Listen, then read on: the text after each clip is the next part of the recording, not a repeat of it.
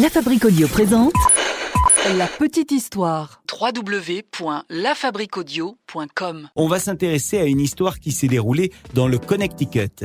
Une famille qui aurait emménagé dans une ancienne morgue, apparemment habitée par de nombreux esprits. Et c'est une histoire qui aurait inspiré le film Le Dernier Rite. Embarquons ensemble, si vous le voulez bien, encore une fois pour les États-Unis. Vous remarquerez que c'est toujours aux États-Unis qu'il arrive des histoires. Vous êtes maintenant ici, et quoi qu'il arrive, vous ne pouvez plus reculer.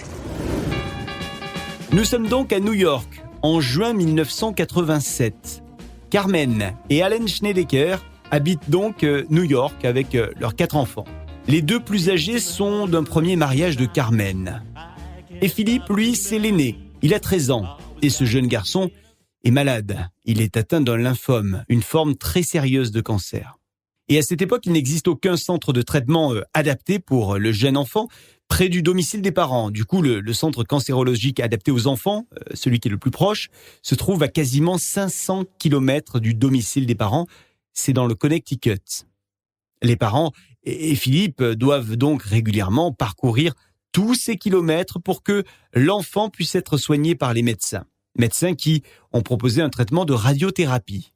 Mais ce traitement est lourd et du coup le trajet devient de plus en plus pénible pour Philippe. Entre la fatigue, la douleur, les nausées, plus le temps passe et moins c'est possible de faire ces allées et venues. Du coup, la famille décide rapidement de se rapprocher du centre de radiothérapie. C'est ainsi qu'à la fin du mois de juin 1987, Carmen, Alan et leurs 4 enfants quittent New York.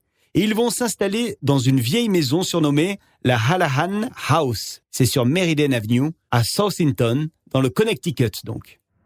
Alors, dès leur arrivée devant la maison, Carmen, la mère de famille, commence à ressentir des émotions plutôt étranges, en quelque sorte une angoisse. En fait, elle a l'impression que quelque chose ne tourne pas rond avec cette maison qu'ils ont louée. Lorsqu'elle entre dans le hall de cette maison, elle va remarquer un détail étonnant qu'elle n'avait pas vu lorsqu'ils avaient visité la maison. Devant chaque cadre de porte est cloué un crucifix. Drôle de déco, hein ? Plus tard, Carmen, toujours, va au sous-sol, le sous-sol de la maison qu'elle n'avait pas vu non plus. Un sous-sol qui semble être en fait une ancienne salle d'embaumement. Au centre de cette salle, il y a une table en métal. Il y a également des poignées de cercueil. Et puis, des photos jaunies sont disposées ci et là sur la table. Et il y a même un ascenseur à cercueil. Bref, vous l'aurez compris, il y a une ambiance très glauque dans la maison. Mais la famille n'a pas le choix, ça y est, la maison est louée, ils ont mis toutes leurs économies et ils ne veulent surtout pas faire machine arrière, évidemment. C'est pas le moment, faut continuer, faut avancer. Carmen, elle veut tout de même pas que les enfants sachent que cette maison est une ancienne morgue, finalement. Alors, elle va prendre le soin de cacher le passé de la maison qu'elle a cru deviner. Et donc, elle enlève quelques éléments un peu glauques. Mais tout de même, elle décide d'installer Philippe dans la chambre du sous-sol. Ouais, parce que il y a une salle de bain qui est attenante à la chambre et elle pense que ça sera beaucoup plus facile pour Philippe lorsqu'il aura des nausées, par exemple. Mais quand même, elle veut pas qu'il soit seul. Alors, elle installe également son petit frère dans la chambre qui est juste à côté, histoire que Philippe ne reste pas tout seul en bas. Ça y est, il commence à s'installer petit à petit. On met quelques meubles, on prend possession des pièces de la maison. Et la nuit tombe. Et Philippe descend se coucher. Il veut se coucher tôt parce qu'il est épuisé du voyage. Carmen, elle, pendant ce temps-là, téléphone à son mari, Alan, qui, lui, est reparti à New York pour le travail. Elle parle un petit moment avec lui, par téléphone donc, quand soudain, une silhouette apparaît et la fait sursauter. Cette silhouette, c'est celle de Philippe. Et Philippe, il a une drôle de tête. Il a l'air tout bizarre, apeuré. Il a le teint blafard. Et il dit avoir entendu quelqu'un qui l'appelait et il dit qu'il n'arrive pas à dormir non plus. Bon, vous allez me dire, c'est normal, il vient juste de déménager, c'est un changement brutal dans sa vie. En plus, il est malade, donc il a des soucis. Bref, pas facile pour lui. Sauf que lui, il dit, Philippe, qu'il est persuadé que c'est pas un bon endroit là où ils sont, qu'il faut que la famille quitte la maison, qu'il va arriver quelque chose. Il y a quelque chose de maléfique dans la maison, dit-il. Ça fait maintenant 6 mois que les Schneideker ont emménagé dans la maison. Les jours passent et ne se ressemblent pas. Ben non, parce que habituellement Philippe, le soir, il se repose dans sa chambre, il s'allonge dans son lit, regarde le plafond, il lit des bouquins, bref, il se détend. Sauf que là, un soir, alors qu'il est en train de se reposer dans cette même chambre, sur ce même lit, il voit d'un coup 4 hommes qui sont assis dans un coin de sa chambre, au bout du lit. Ces personnes étranges commencent à lui parler même. Alors, il est terrifié évidemment, et il crie, il réveille son frère qui arrive, et lui aussi, soi-disant, il voit ces hommes, les hommes qui se mettent même à se lever, à bouger. Alors à côté du lit, il y a des jouets. Et alors que les hommes se rapprochent de plus en plus du lit, il y a un petit robot électronique qui se met en route. Pris de peur, les 2 enfants quittent la chambre en courant, en criant, en hurlant même. Et ils montent à la cuisine retrouver leur mère. Ils sont terrifiés et ils expliquent tant bien que mal ce qu'ils ont vu. Mais Carmen, elle les croit pas vraiment. Mais dans le doute, parce qu'ils sont quand même 2 à raconter la même histoire, elle décide d'appeler la police du coin, celle du Connecticut. Elle dit à la police que peut-être des voleurs seraient là, introduits dans la maison et qu'ils seraient au sous-sol et qu'elle ne veut pas y aller parce qu'elle a peur. Les agents arrivent rapidement, ils tapent à la porte. Elle ouvre et elle leur dit « J'ai besoin que vous alliez voir ce qu'il se passe en bas, je sais pas. » Les agents y vont. Ils descendent. On les entend plus. Quelques minutes plus tard, ils reviennent, en haut. Et ils n'ont rien vu. Ils n'ont rien trouvé. Par contre, Carmen, elle remarque un truc. Le crucifix, là, de la cuisine, il a disparu. Et plus les jours passent, moins il y a de crucifix dans cette maison. C'est bizarre, hein. Les crucifix de la maison disparaissent peu à peu. Carmen, elle pense que les enfants s'amusent avec, juste pour déconner, quoi. Alors elle n'y prête pas attention. Et la vie continue. Et ça fait déjà 1 an que la famille est installée dans cette maison du Connecticut. Le mari, Allen, n'est pas souvent là. Carmen est là avec ses enfants. Et Philippe, lui, il est de plus en plus renfermé sur lui-même. Il est malade. Il ne va pas à l'école. Il ne sourit plus, quasiment plus en tout cas. Et puis, il dit qu'il entend des voix. Il est devenu tellement étrange que son petit frère, il a décidé de changer de chambre parce que Philippe lui fait peur. Au cours de l'été, il y a 2 cousines qui vont venir passer quelque temps dans la maison de Meriden Avenue. Kame, c'est la plus grande et c'est la plus proche de Philippe.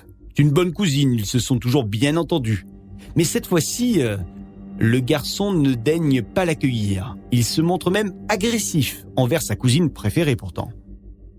Un jour, alors que Philippe est à l'hôpital pour une séance de radiothérapie, Kame s'ennuie et elle décide de fouiller dans les affaires de son cousin. Dans sa chambre, il y a des tiroirs, il y a plein de tiroirs, il y a des placards également. Alors elle ouvre un petit peu tout. Et dans l'un de ces tiroirs, elle tombe sur un carnet. Un carnet de notes que le garçon garde précieusement et même secrètement. Elle ouvre ce carnet et elle est abasourdie de ce qu'elle lit. Le carnet parle de mort. Le carnet parle de tuer toute la famille. Le carnet parle du diable.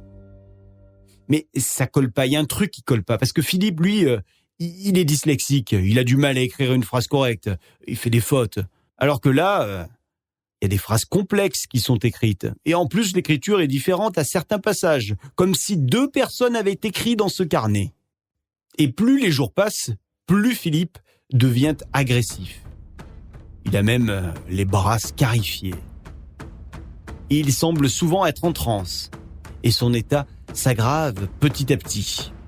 Un jour, alors qu'il est dans la même pièce que son frère, il va le regarder et il va s'attaquer à lui, sans raison. Il va lui sauter dessus et il va même commencer à le battre.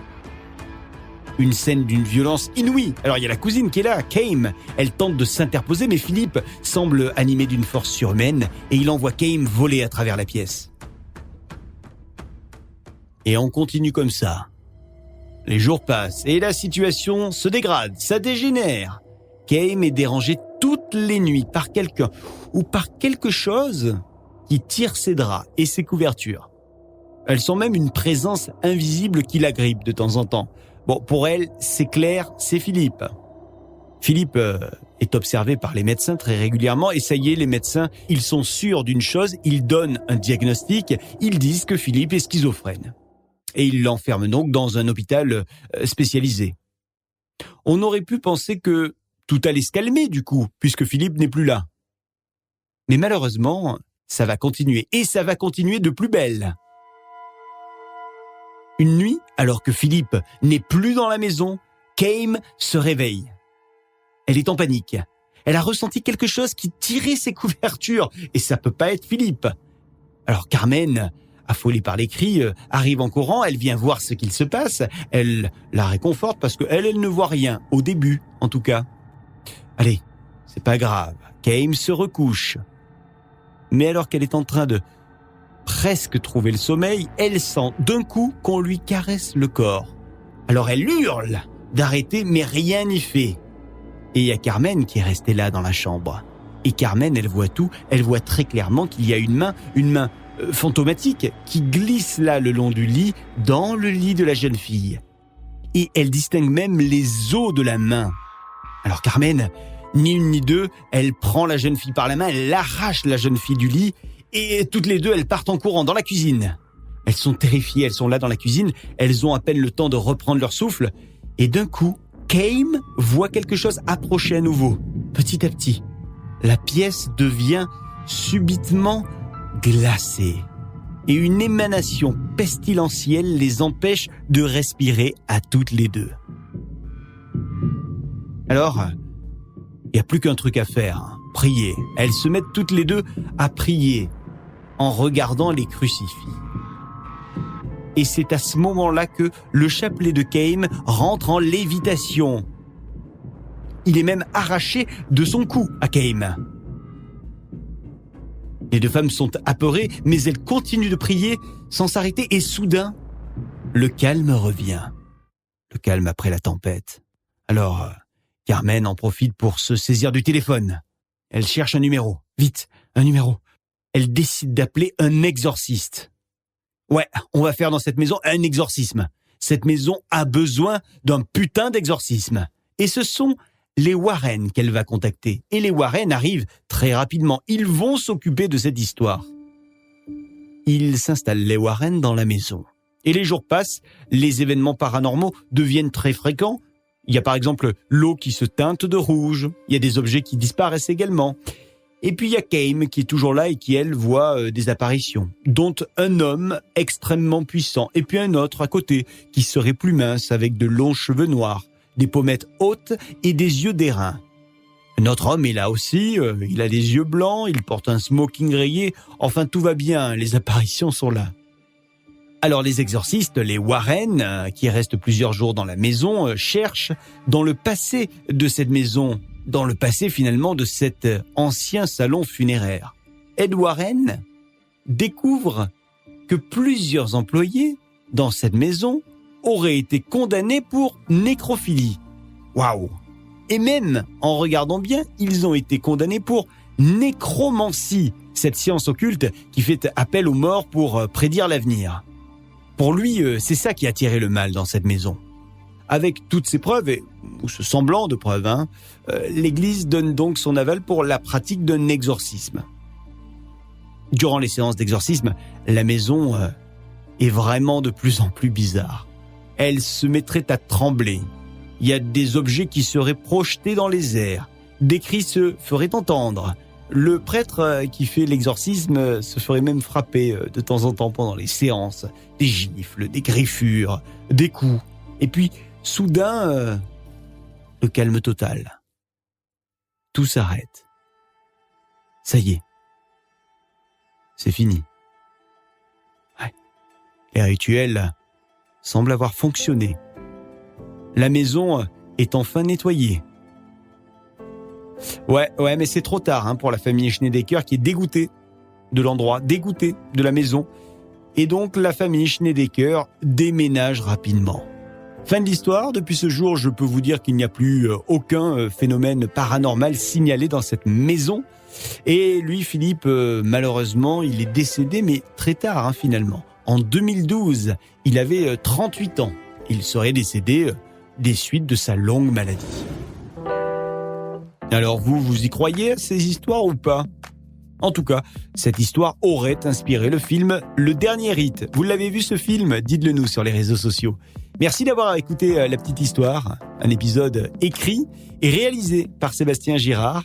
J'ai eu l'occasion de vous narrer cette petite histoire. On se retrouve dans 15 jours pour une nouvelle petite histoire.